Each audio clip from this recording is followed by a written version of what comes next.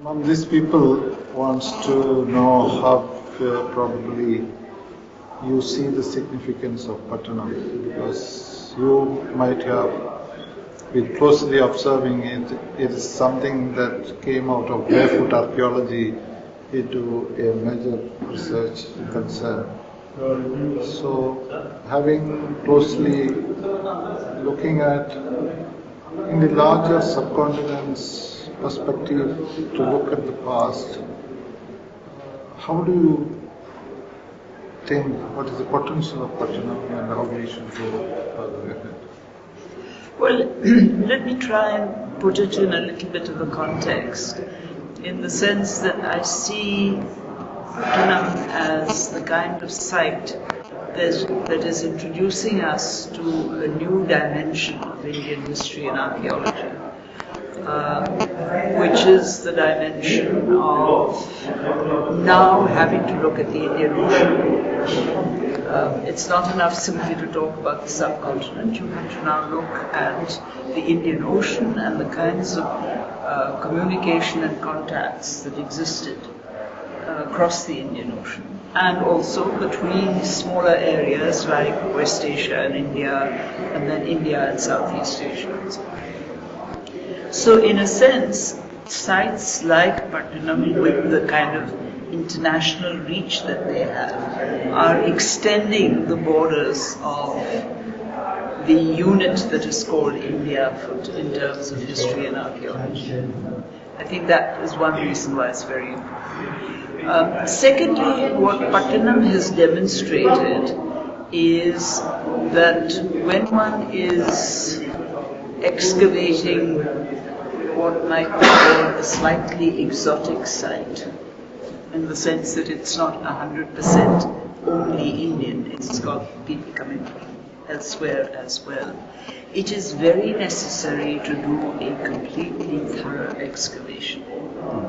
Unfortunately, places like Arikamedu were touched and left and touched and left, and so the data that a site like that gives us is not nearly as fulsome and significant as the data that a site like Pattanam is giving us, because of the fact that it is being excavated in a much fuller way than there's that. And then the third aspect, of course, which I think is very important for the way in which archaeology is done, which is that as you begin to get sites where there have been other cultures that have come in, and even if they haven't been dominant but have simply participated in the activities of the site, it is necessary for Indian archaeologists to be familiar with those other cultures. Now here you had a prime example of cultures from the Eastern Mediterranean with a Roman linkage coming in, interested in the site, active in the site, really in a sense creating a whole body of reasons for why the site became important. And we don't have a single Roman archaeologist in India. And yet we keep talking about this. Similarly, when it comes to Arab trade in the 7th, 8th centuries, the Arabs come and settle down. There is intense trade with the Arabian Peninsula, with the Horn of Africa, later on with East Africa. We have no specialists. So obviously we have to import people like that. And I think one of the really impressive things about Pattanam was that you people didn't hesitate to invite the specialists to come in. And obviously there was something very important there, because the specialists had not just come in and fiddled around and gone back. They stayed put, they worked there, they worked with you, and the results are really extremely impressive.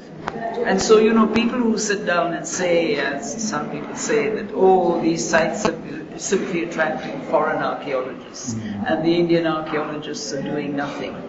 This is really a load of nonsense, because it is very important at sites like these for Indian archaeologists to work together with archaeologists who are specialists in that region, both to learn and also to be able, next time round, to do the excavation themselves.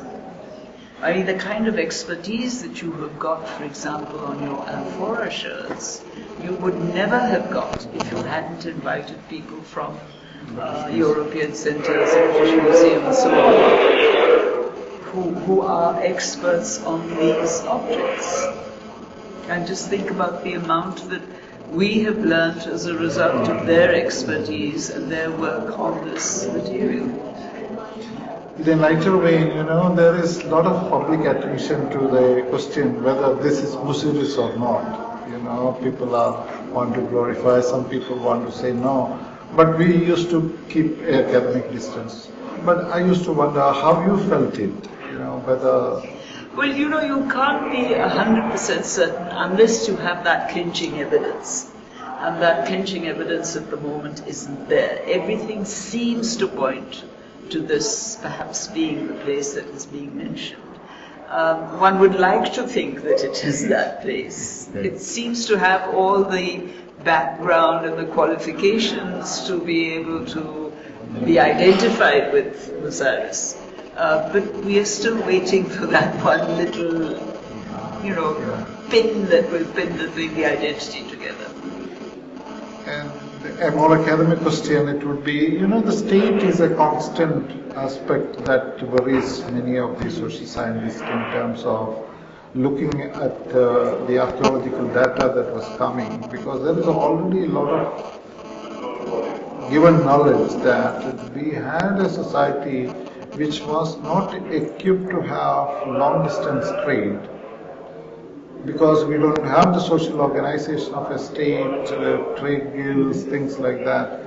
So, was it something that was happening in isolation, or how you see the study of state and polity of the times? What is the new perspective that demands? I think that this question raises another question, which is that is state organized trade the only kind of trade you can have? This is a very fundamental question for early societies, because many early societies do not have a strong state organization. That comes later. Does that therefore eliminate the possibility of trading links? Or do we have to look at the pattern of trade as being somehow different? That the pattern of trade in itself is based on small decentralized groups and not on a large kingdom controlling the trade. And I think that it is a legitimate question that needs to be asked when you're excavating a site like that.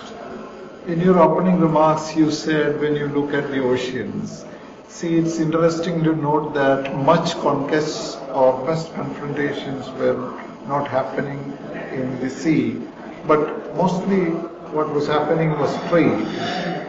Do you think it was one of the most secular and civilizing influences in human history in terms of trade, and we became territorial, we became land-centered? Well, it was certainly, from the point of view of becoming territorial, yes, obviously, there was no territory to be controlled. And from the point of view of trade, I think what it made us, the communities that were involved in this trade certainly became much more cosmopolitan. No question. Much more cosmopolitan. Now, whether in fact this led to conflicts with their hinterland communities that were more conservative and sort of straitjacketed, I don't know. But certainly I think that a lot, and this was what I meant when I said that, civilization can no longer be seen as self-contained, because there are all these points at which you have major cosmopolitan centers. And they're also impacting the civilization of the hinterland. So it has an effect in the sense that you have to reconsider this whole notion of these monolithic civilizations that we were brought up with. You are talking in the background of the first major exhibition that happened in the National Capital, and these people are actually documenting that. is for this we are talking also. So what do you feel? What is its... Oh, I think it's been a very successful exhibition. Partly, of course, because it's not the usual thing where you take four walls and you put objects up against each wall and say that's an exhibition. You've taken the trouble to break it up into units, you've taken the trouble to display the objects differently. Your display of potsherds and pottery and the reconstruction of the pottery, so that the ordinary person who's not an archaeologist, when he or she comes in, they understand that these sherds actually mount up to being an object which looks like this. And also the whole display of small items, as they are called in archaeology. No, I think it's been, and that map is superb. The map is superb, really. One of the oldest maps. Yes, yeah. yes. So, and it gives you such a good idea of what were the kinds of navigational things people worked with through the ages. I mean, the map is relatively late, but it's not a modern map, and it has an immense interest. thank you, ma'am.